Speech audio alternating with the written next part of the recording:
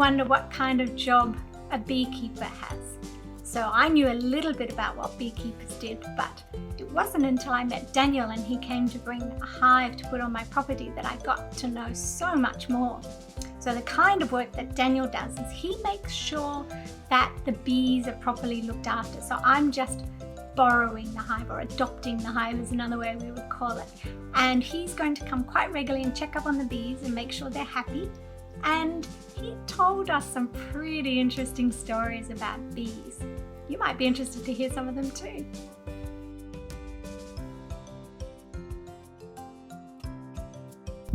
So, do you remember that I said that I was going to get some honeybees on my property? Well, I am so excited because they're coming today, and you are going to get to meet Daniel, the beekeeper. Can you see Billy in the background? That's my Billy the pup. He's just looking around the dam.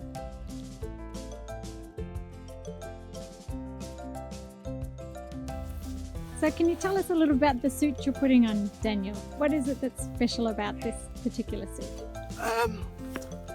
Well, this suit is supposed to be sting proof, and the way that it works is, I don't know if you can really tell, but there's actually 3 layers of mesh.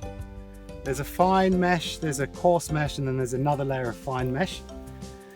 And the idea is that it creates a physical barrier between yourself and the bee sting.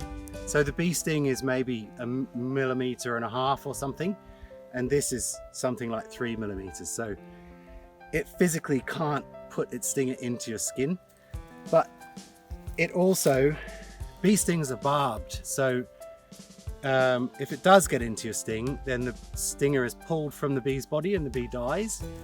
And if you just used normal material like cotton or some nylon, the bees sting into that and the stinger gets barbed in the material.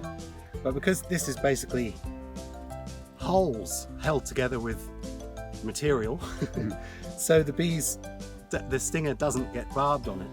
Yeah, so it's sting proof, but also it's kinder to the bees.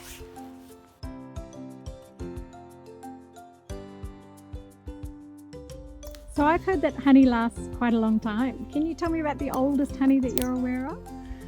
Okay, so yeah, I've heard stories about when they broke open Tutankhamun's tomb in Egypt, that they found honey in the tomb, which was still okay to eat.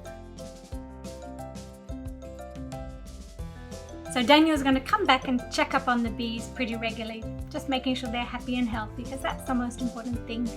And mostly we want to make sure that there is enough honey left over to feed their children and their families.